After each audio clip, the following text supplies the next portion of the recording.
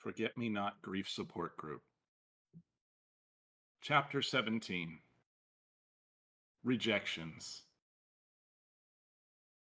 A space for understanding and coming to terms with loss through connection and shared experience. Join us and learn to heal through support during this very difficult time. We're talking about rejections. We're talking about when you don't get the job, things that you can do at that point. That's actually a question I get a lot, which is, well, what happens when I'm getting rejected a lot? What should I do? Everyone has a journey. First off, understand that it is normal to apply to many, many jobs and not get any offers. Competition is high.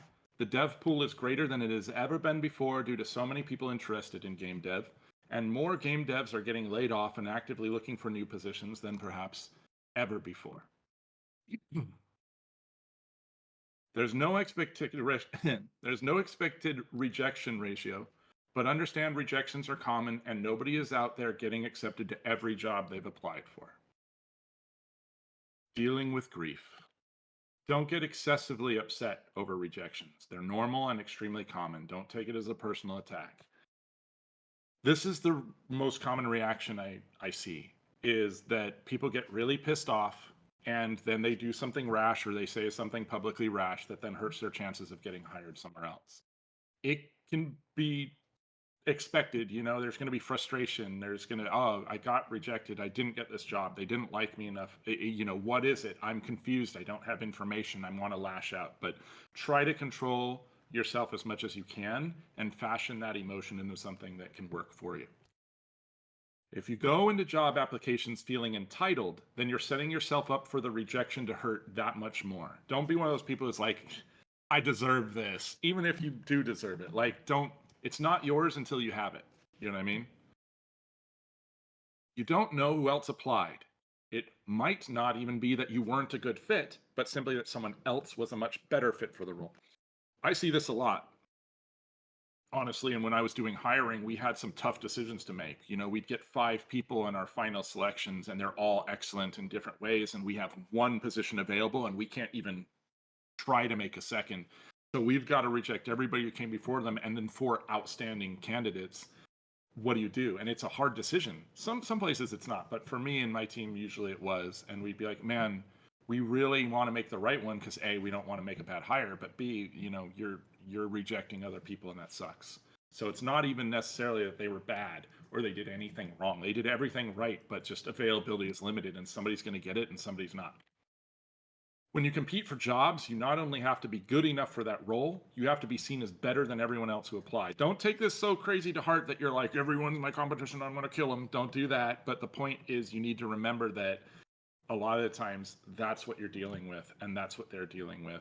And jobs are very specific and you could be perfect for one thing and not perfect for something that looks very similar. Don't let this dissuade you. Simply let it keep you realistic when the outcome isn't favorable. And realistic is a key word here. Don't be like, well, everyone should know I'm the best and it's their loss. Like, maybe it is their loss, but if you start becoming that guy, you're going to become less hireable over time and you're going to let these rejections reshape you into a worse prospective hire. You are not alone. Many capable and experienced developers in games get many rejections, even with excellent portfolios and robust resumes. I could tell you I've been rejected a lot. I have. I'm not going to say I'm the best portfolio example or a higher example. Even with all my experience, it varies. But I'm just saying a lot of incredibly skilled and capable people that I've worked with and known have had insane numbers of rejections. And I'm talking about like stints of time where they're applying and they've gotten like 60 plus rejections, and that's a lot, but it's also normal. I was out of work. It's been about a year now that I've had this job. So before that, I had a good half a year plus stint where I was applying a lot and I just was getting rejected or bypassed or whatever. And I have a lot of great experience and I was a great fit for some of those roles. But in some cases, I know for a fact they hired someone who was just better than me. And that's very normal. I know for a fact in some cases it was nepotism. People were just hiring in their friends and they weren't really considering other people anyway. And in other cases, I don't know what happened. You know what I mean? But I probably wasn't a good fit or they They had already made a decision. And then that also goes into sometimes you get rejected automatically for things like the RTS that, the ATS real-time strategy, the ATS screening from the resume section. You know what I mean? Like you're not even having your resume seen, so you're getting a rejection, but nobody actually even rejected you. It is a real-time strategy. That's not what I meant.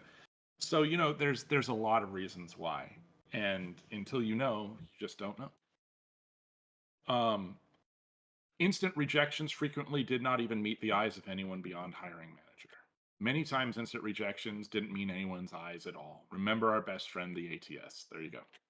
If you're struggling with understanding and accepting a rejection letter, there are plenty of devs you can speak with to try to make better sense of it. I'm one of those. Cammy's one of those. And there's a lot of people we know who are those, and people who stream on Twitch that you can talk to about things like this as well. Complicated feelings. You won't always get a rejection letter. Many jobs won't get back to you at all. If you do, you're lucky to know how that story ends. In fact, I'd say a majority of my applications, I never heard back from anyone, ever. If you do get a rejection letter, it won't always be honest about why. At times, they'll simply not mention the reason, but on occasion, they'll outright lie about the reason. An example of this is saying they filled the position when they didn't fill the position, or mentioning that you did not meet certain requirements when in reality they simply closed the position and didn't hire anyone at all, but they just gave you a form letter. So sometimes your rejection letter is an unreliable narrator as well. Counseling your sorrow. If the rejection seems to have come from a hiring manager or director as opposed to a form letter, then be sure to thank them for their time. I know you got rejected, it sucks. You're probably not thankful about it, but them reaching out is very uncommon these days. Most hiring managers won't talk to you, or directors won't talk to you. They get so many applications, they can't tell everybody you didn't get the job, I'm sorry. So usually if you get told this, you were already high in the running, or you might have already been in talks with interviews or some other form of communication. But if it happens, always try to simply say thank you. Thank you for letting me know. Thank you for the opportunity. Let me know if you feel that I'm a good fit for one in the future. Also, unless you dislike the team or some other issue, be sure to mention that you would be excited to be considered for future openings. Sometimes people keep you on hand. If you have the opportunity, you can politely ask for feedback as to how you can improve. Do not expect to receive it. You can do this. It almost never happens. Sometimes you get somebody who's involved and actually cares. I've done this a few times. People I know who have been hiring managers or directors have done this on occasion when somebody's like, thanks for the consideration. They went in an interview or whatever, they didn't make it, but they're like, could you give me some feedback? And they do. And I have, where it's like, yeah, you were kind of missing this, or we feel that you could do better if you did this, or, and it's not even feedback necessarily like why they didn't get the job. It's just, this will increase your chances likely, and we can give you some perspective. It's a learning opportunity. If you do get feedback on your interview or portfolio, be sure to take advantage and make adjustments according to that feedback. Take it to heart, unless it's clearly in bad faith, right? Because that's an opportunity most people don't get. You can learn from the mistakes and focus on improvement. It's rare to be given real information like this, so treat it as the learning opportunity it is. It's incredibly rare. Like, I don't know, man, you're a shiny Pokemon if you get that kind of feedback. It's very rare. Managing emotions. If you close out communications with a recruiter, do not be defensive or argumentative. This won't help you in any way and only works to feed a fragile ego, okay? So, you ever watch Top Chef? You ever see people when they get judged on their food at the end? Well, there's a guy named Tom Colicchio who's a pretty serious chef and restaurateur, and they'll be choosing out of the finalists like which meal is going to move forward, which chef's going to move forward, and why they didn't like ones. They've already made that decision. And then the person talking to them will be like, well, I actually did this, and so-and-so, like you're just making yourself look worse. There's no reason to do that, and you're not going to change their mind.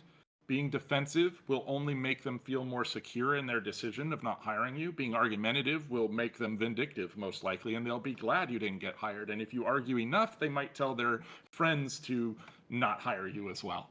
right? There's no benefit to this. No matter how it went, just close out your communication with your show of appreciation, even if you internally don't feel like it, and move on. You're looking to increase your viability. You're not looking to win an argument in a petty way that will do nothing for you, except maybe make you feel better and vindicated for a short moment until you talk to other people and they go, yeah, buddy, yeah, that was a bold choice you had there that maybe, well, you sure did that. Don't go online to badmouth companies that rejected you in a yeah, well, fuck them, right, guys fashion. Word travels quickly and nobody will want to work with someone who behaves this way. I have a chapter later called It's a Small Industry. Guess what that's about? Get into the mindset of not taking it personal. Improvement over anger is best practice. It's hard. I'm not going to say that's easy, especially when you're being rejected. You know what I mean? But try to just make the best of it. That's so annoying and so frustrating, especially if you've gone months without any communication wherever and all you got was finally a rejection letter instead of silence. But make your communication a positive one. Even if it does nothing, at least it doesn't hurt you, right? Healing is a process. Receiving a rejection letter, especially multiples within a week, can shake your sense of self-worth and leave you feeling defeated. Give yourself a bit of time to feel disappointed, but remember to then move on and be proactive. Don't just sit idle and wait for the next rejection letter. Take the time to improve yourself, your portfolio, etc. Make more art, learn new skills. Don't waste that time. You're not working. It sucks. Maybe you're not in the mood, but don't waste the time. I'm telling you right now, I wasted a lot of that time. And it was exactly like I said, a waste of time. I could have been improving. I could have improved my portfolio, but instead I was just kind of depressed. And don't, don't do that. Also, don't be weird about it. There's a story that goes around. I could say who it is, but if you know, you know. About someone who once they finally got a job, above their desk they posted all their rejection letters as like a sense of pride, like, see, I've overcame all these rejection letters. That's really holding on to and being affected by all those rejections, and it goes past letting that embolden you and goes right into like it got in your head so much you never got over it and now you're being weird about it. Like, don't become that. Don't let it don't let it push you into too far of that kind of person, right? Be like, okay, I'm getting a message. I'm not sure what it is, but I can use this time to improve and I can move past this. It's great if you overcome, that drought of jobs or that pile of rejections, but don't let that define you. Let the success define you, right? You can always apply for other positions at the same company or similar positions a few months later if you have updated your portfolio, using that time wisely, right? Consider if you need to widen your horizons to more companies or adjacent positions to increase your likelihood of receiving interviews and offers. Adjacent positions, by the way, means like instead of working in game dev, you're working in like concepting for movie posters or concepting for Netflix shows that are probably going to be canceled a month later or something like that. The industry is in a difficult state right now, so bear that in mind. Remember that this is a rejection to a team or a project and not a sign that you are useless or worthless. Work through any disheartened feelings. Try not to withdraw. That's hard, I understand, but try. And always push forward. You have our support. Rejection is a part of life, but you don't have to face it alone. Let us know if you have any questions. Question time, everybody. See, if I had used music, this is where I would have put it in. I would have had like a little soft funeral piano song or something like that. Um, what's really annoying is, there's people out there who have never been rejected from a job their entire life. They've only had good experiences, and those will be the people that will just kind of tell you, like, yeah, I don't know what the big deal is. And you're like, well, what did you do when you were rejected? I've worked 2 jobs and I never got rejected. They're the only jobs I've ever heard. You're not helping me. Question is, how often should you attempt to follow up? Should things stall out part way through? Like you get lined up for an interview, you already interviewed, but probably hired, and then went silent. Um, Generally, if you don't hear back after a week, you're cleared. There's no hard rule, right? But you can kind of, if it's been a week, you can touch base. Always politely, never be like, "Yo, bro, where you at, man? I've been waiting, dog." Just be like, "Oh, hi. I just wanted to follow up, with this. I was wondering where things stand. I'm still completely interested. You know what I mean? You don't want to be over eager, but being eager is good, right? So generally a week, and then if you don't hear anything, then wait a week and then kind of tap on that window a little bit, right? And at that point, also make your peace with things are probably not looking good and something might have happened. Sometimes, you'll get to that point and somebody else will be hired and they just won't tell you. That's the worst, but it happens. The idea being you don't want to press to the point of it being negative as opposed to trying not to communicate. Yeah, generally give yourself a week for initial communication and then consider from there. It's also that can be adjusted based off their communication because they might be like, hey, things are moving slow right now.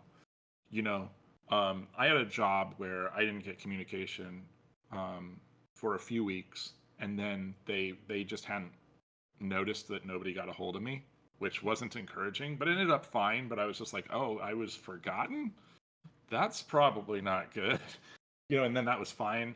And then I had this current job where, man, not only did they communicate, like they went at like lightning fast, which is funny because then I told them like, well, I can't start until like a couple months from now. And I felt like I was letting them down because like I would email them and like an hour later I'd get a response, which is almost unheard of. I'd like to think of myself as a pretty good, hiring manager when I was working that, but I never even was able to respond that quickly. Um, yeah. Is there any general rule of thumb for if you get rejected but not via communication when you see the job posting disappear? Yeah, move on. Um, so there's a section later called ghost jobs and some other chapters that kind of deal with this. If you don't know the circumstance, but they've removed the job posting and you know that they're not communicating anymore, like they're just stonewalling you or ghosting you, and whatnot, you can tap on that glass, sure, but start applying other places, make your peace, you know what I mean, because the job posting might have disappeared because they're like, oh, we found our candidate, but usually when that happens you're going to know, you know what I mean, so they likely either pulled the position or hired someone else, and that does happen a lot of times. They'll pull the position and then everybody just decides we're too busy to tell anyone that this doesn't exist anymore, so they just don't communicate to you and the job disappeared, nobody got it. Well done. So yeah, just kind of be ready for that, just in case.